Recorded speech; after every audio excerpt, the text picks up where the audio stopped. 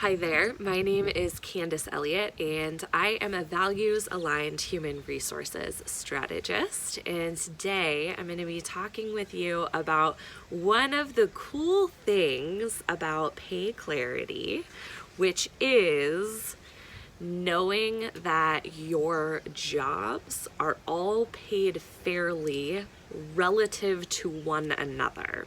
When you have a growing business, as I do and as many of my friends do and many of my clients do, you kind of add positions, right? You're like, oh, I need this thing, and so, okay, we're going to create this job and I'm going to pay it something, enough to be able to hire the person, usually, that I want to hire. And so as we add more people to our team, we end up sometimes having disparities or outliers that are happening by default. So they're things that are not happening intentionally, but you may have one position that's paid really highly relative to other positions in your organization. And so what pay clarity can help you to do is understand what's happening with pay in all of your positions and how they stack up to the market.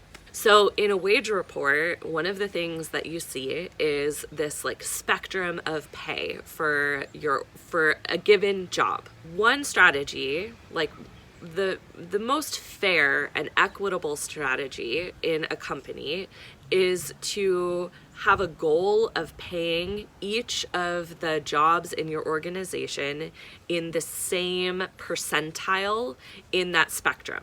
So the spectrum usually goes from 10 to 90%. And, one strategy is to shoot for the 50th percentile, right? That means you're right at what the market is doing for that job. It's competitive, but it's not generous, right? It may feel generous to you, but in relation to what's happening in the market, you're sort of hitting what the market is doing. And so if that is your strategy, then you can look through what you're paying everybody in your organization and see, is that where people are fitting? Are there people who are lower than that 50th percentile? Are there people that are higher than that 50th percentile? And why might that be happening? There are also all these cool toggles that we can switch, right? Level of experience is one thing that can be at play when you're determining what the 50th percentile is, right? Because the 50th percentile for someone with 1 year of experience is much different from the 50th percentile for someone with 10 years of experience. So that's something that can be at play. Another thing that can be at play is that perhaps the job title that the person has isn't actually fitting the responsibilities of that job, kind of what's generally understood to be the responsibilities of that job. So I find a lot of times in smaller organizations that people end up with titles instead of pay.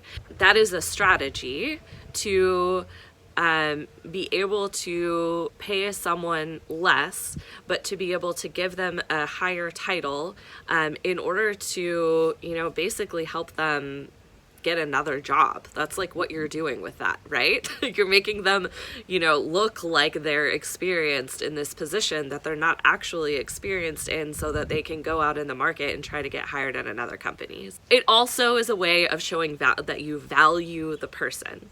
But giving someone a job title that doesn't actually fit the responsibilities of the job, there are other ways to show a person that you value them than by doing that. Some people don't feel rewarded by bigger titles. They feel more pressure and they feel stress around that. That was something that was hard for me to wrap my head around, as a person who is coming up and managing people. I was like, wait, don't you always want the title and the pay and all of the things? But that isn't the way that it works for everyone. Some people just want to be doing what they're doing. Maybe they're a coordinator or they're an assistant, and they just want to be able to learn and to do that really, really, really well. And so looking at how pay is happening in your company in relation to like your pay strategy. You know, maybe you're trying to hit the 25th percentile, maybe you're trying to hit the 75th percentile. It's just a really cool thing to dig into, and I love doing it, and I love how it helps people understand like how to find better people, how to keep the amazing team that they have. One of the great things that we do in the Pay Clarity package is we talk about different kinds of benefits that you can offer your staff. So yeah, I mean, that's another thing that is really interesting to look at in relation to like what people are making is what benefits are they getting. And so maybe your company's strategy is that you're going to pay in the like 10 to 25th percentile, which is on the low end of the market, but you're going to have really amazing benefits. So there are a lot of really cool and strategic, fun things that can happen in this world of pay. And if this is something that is also of interest to you, and you want to kind of nerd out on it with me, I would love to do that. The sort of first step towards getting to know each other is a discovery call, and I'll have the link to that below. And if you want to check out the Pay Clarity package, I'll also have that link below so you can look at that too.